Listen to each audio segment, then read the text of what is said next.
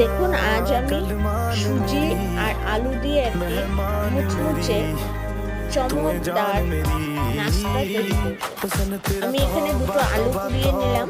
কুড়িয়ে নিয়ে তার মধ্যে 1 কাপ সুজি দিয়েছি আর 4 চামচ বেসন আর 4 চামচ ছাতু দিয়ে ভালো করে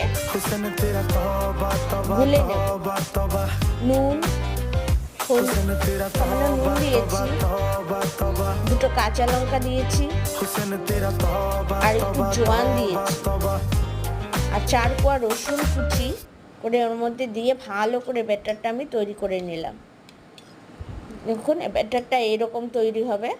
তারপরে তাওয়াতে সামান্য তেল দিয়ে এটাকে আমি রুটির আকারে ভেজে নেব।